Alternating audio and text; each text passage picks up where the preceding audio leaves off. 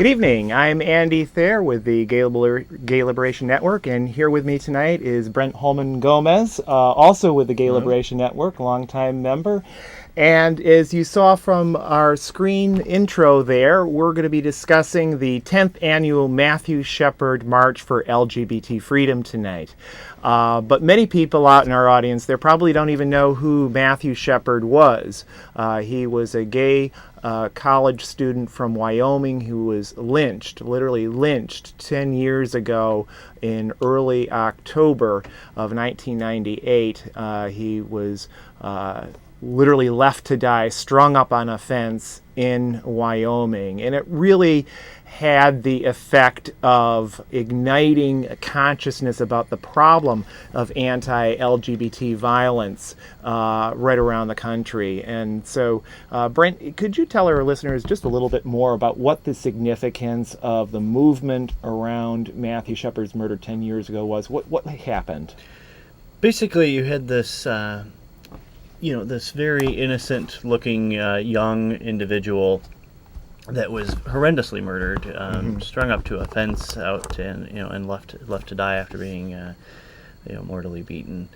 And that image and that horrendous crime was able to put some pressure behind the whole political process to get hate crimes recognized in various areas of the country, and to recognize that people are doing horrendous things solely because people are gay, lesbian, bisexual, transgender, black, Jewish, of all these various crimes. I believe it was either a few months before that or a few months after that, James Byrd, an African-American man in Texas, was tied to the back of a pickup truck by a pair of racists and literally dragged to his death. And once again, it ignited a consciousness about the problem of hate crimes targeting complete strangers simply because of their race or their gender or what have you. And I think it's also important to keep in mind the context of the times, that the murder of Matthew Shepard and the murder of James Byrd happened at the time of the so-called height of the what was known as the Republican Revolution. Newt Gingrich and other Republicans had swept to what seemed like unprecedented power in Congress after having been out of power for so many years. And it seemed like they were just going from strength to strength to strength, and yet then there was the horrible murders that there was a great deal of publicity about. And I think the critical thing was that people, not just here in Chicago, but right around the country, in fact internationally, came out into the streets to protest. And that's what made Matthew Shepard's and James Byrd's deaths different from any number of hate murders that have happened before and since. That when people get onto the streets, it really shakes up the political process. Yeah, it was a case that, basically people knew that this was a problem, hate crimes, and there had been a little bit of discussion about it, in society in general. But for many years, I think there was some of the blaming the victim concept, where there was always an excuse of, why this person might have deserved Someone came on to someone else, and this victim in particular, just like Ryan White with HIV, there were millions of people being affected by HIV, and yet you had this case of this person that's very friendly to the average American Joe's eye, that contracted the virus through a non-questionable format, and it made it a lot easier for the American populace in general and society to accept the realities of that disease.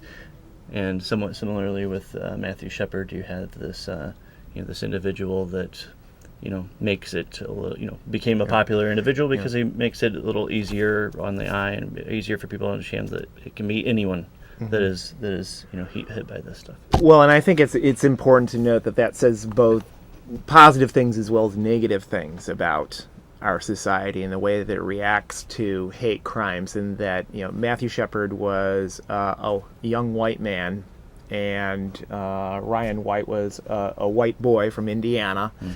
And unfortunately, there have been many people before and since that have been murdered in very horrific ways due to hate, it being the motivating. And I think in particular there's a lot of transgendered folk who have been murdered before and since then that have not gotten the same kind of attention, even though they were clearly the victim of hate crimes. So it says something about the state of race and gender identity consciousness in our society, that it took a young white man who was gay to be murdered. And that's why we in the Gay Liberation Network have always said that Matthew Shepard was one of many, that it's not to diminish what happened to Shepard to say, look, the problem is much worse than just the horrific murder of one young man, but there have been literally dozens of people since then who have been murdered due to hatred against lesbian, gay, bisexual, and transgendered folk. And in fact, I believe you have some names of some people that have been murdered just this year, Brent. We'll just name them off this year. And actually, I have people that were, murdered for anti-gay and anti-trans violence just in the span of 1 month, January and February of 2008. Yeah, well, let's hear some Adolphus Simmons, 18, in South Carolina on January 21st, 2008. Senesha Stewart, 25, in New York, February 10th, 2008. Lawrence King, 15, in California, February 12th, 2008. Simi Williams Jr., 17, in Florida, February 22nd, 2008. And as Andy was saying, there are so many people out there that don't get the attention that others do. These 4 folks, all within 1 month, all were, trans women or gender variant folks, that are, that are murdered for who they were, more deviant than popular than the regular GLBT community, and as well as these people were all people of color. So yeah. Well, and I think it's important to note that transgender people are murdered way out of proportion to their numbers in the overall LGBT, that's lesbian, gay, bisexual, transgendered population, and the sort of gender stereotypes and prejudice against people, breaking those stereotypes, are particularly focused in terms of violence against transgendered people. And if you're African American or Latino, the racial animus obviously enters into it. Before we go on further, as I mentioned at the top of the show, this is the 10th annual Matthew Shepard March that we're talking about here, and I thought people might just be interested to see some photographs of some previous marches and so forth. That's a picture of Matthew Shepard, and the march is going to be at 8 p.m. Saturday, September 27th, beginning with a short rally meeting at the corner of Halsted and Roscoe Streets. And here we go. Here's some photographs from some previous marches here. You see that banner there, Chicago Anti-Bashing Network. That is the former name of the Gay Liberation Network. And we've got lots of pictures. There are always nighttime marches, which makes it interesting. The banner there, people may not be able to read it, reads, Dick Devine, prosecute cops who bash gays. We had a big problem historically in this town of police officers physically attacking lesbian and gay people, and nothing being done about it by the authorities. And Dick Devine, as the Cook County leading Cook County prosecutor, it was his job as the state's attorney to prosecute these police officers, and he almost never did. Now he's retiring, and we've got other people in contention for his for his job there. Focus on your own damn family. I think that's pretty appropriate. Yeah. The night's always a great time. It's early in the college season. We get a lot of the local college folks to come out, and it's a good time in the gay district there on Halstead Street. We go up into Wrigleyville, and what one might call the straight district of Chicago. One of the straight bar districts. And once again, just the details on the forthcoming 10th annual march, Matthew Shepard March for LGBT Freedom. That's going to be 8 p.m. Saturday, September 27th. Meeting at the corner of Halstead and Roscoe Streets for a short rally. And actually, our keynote speaker is a man by the name of Wayne Besson, who is the principal person behind an organization known as truthwinsout.org, who's been organizing against people on the far right, including James Dobson of Focus on the Family. And that leads me into our next picture here. James Dobson, unfortunately, is going to be receiving an award from the Museum of Broadcast Communications in early November. And the Gay Liberation Network and our keynote speaker on the September 27th, Wayne Besson, we've been organizing against this man receiving this award, this man who is opposed to equal employment rights, equal housing rights, equal access to public accommodations, and just about any other right that lesbian, gay, bisexual, and transgender people might want to have. Yeah, and this is the exact type of rhetoric that is, begetting this violence against gay people that brought on the whole Matthew Shepard event. A group of people ascribing to a similar, belief came out and protested the funeral of Matthew Shepard. Right. And they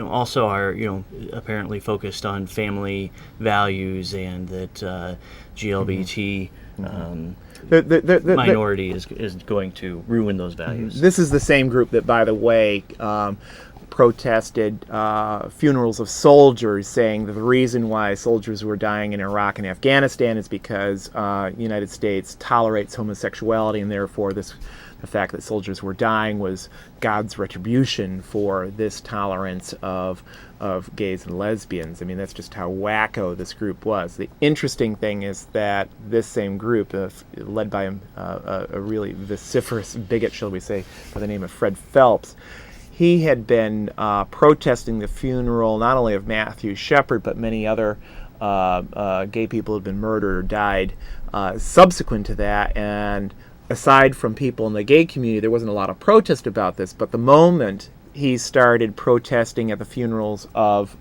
soldiers who died, then Illinois and other states passed laws saying you can't do this. A little bit of a double standard there, I'd say, in terms of, it's okay to pile on when a gay and lesbian person dies, but it's another thing when it's a soldier who died. Brent, I was wondering if we've been talking about Matthew Shepard's murder 10 years ago. You gave some names of people who've just been murdered just in the past year due to anti-LGBT hate. But what are the statistics on hate murders then and today? Are there any trends you can point to? Well, the FBI has released 2006 data on hate crimes, and this is against people as well as property across the United States. There were 7,722 crimes in general over the past years. There's been an increasing trend in the number of hate crimes in this country. This last year was an increase of about 8%.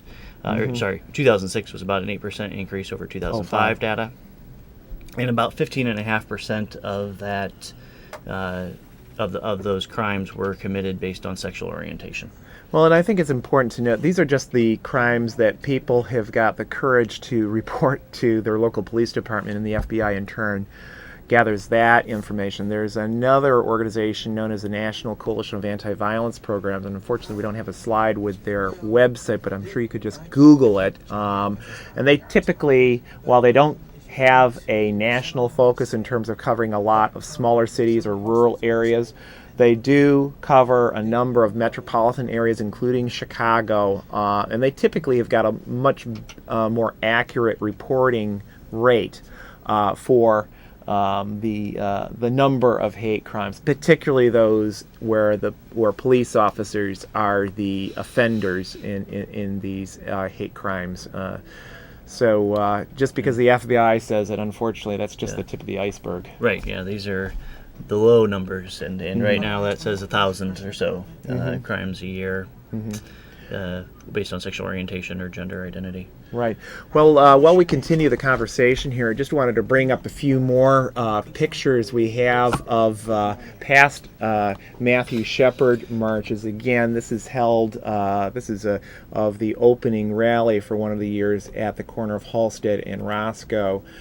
This is on the march up through the Wrigleyville Bar District. And the interesting thing is that in some of these past years, we have marched through the Wrigleyville Bar District. 2 years we did it when there was a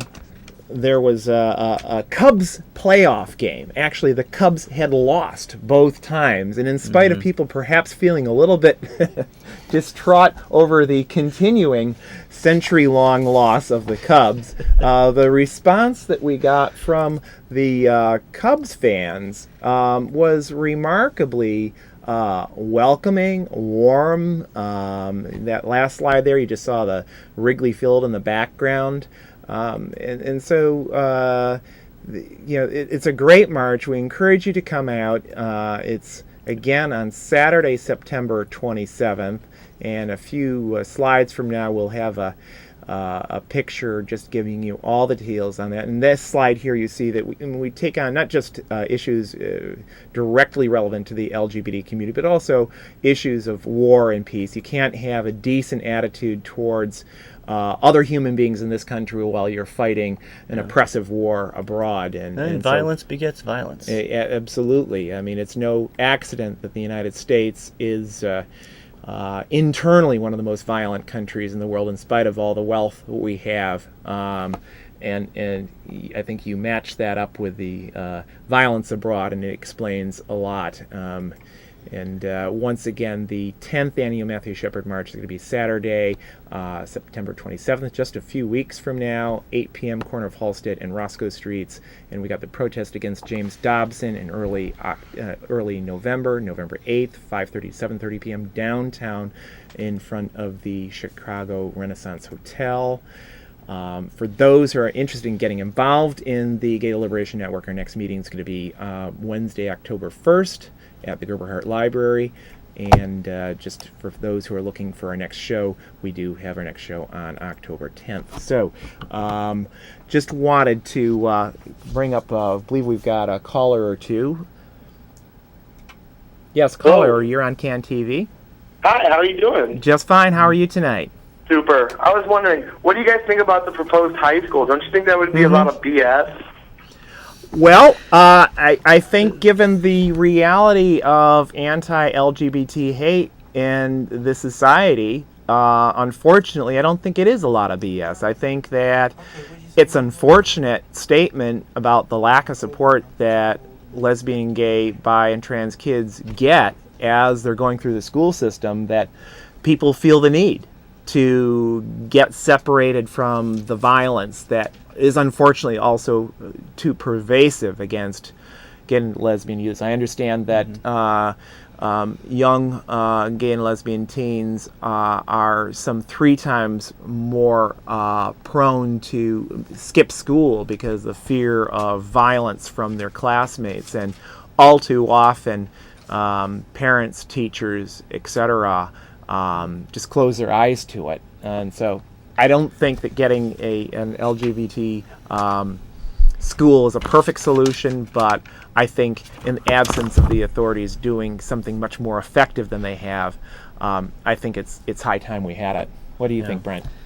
I do recognize the concern that basically you're going to have less out and proud GLBT folk in the average high school because they're going to go to this this school. But at the same time, when you look at the number of suicides that occur, Right, you know, 3 times the rate of that yeah. Mhm. if we can prevent that, by having a school that's specifically for us and maybe a more positive atmosphere, then albeit good. Well, and until you have truly gay, lesbian, bisexual, and transgender affirming sex education in the schools, which I don't think any school in the United States truly has, probably. I mean, the religious right has seen to that. I mean, actually, the trend has been in the opposite direction, where you have so-called abstinence-only education, quote unquote, and we saw how well that worked for Sarah Palin's daughter, in spite of having a religious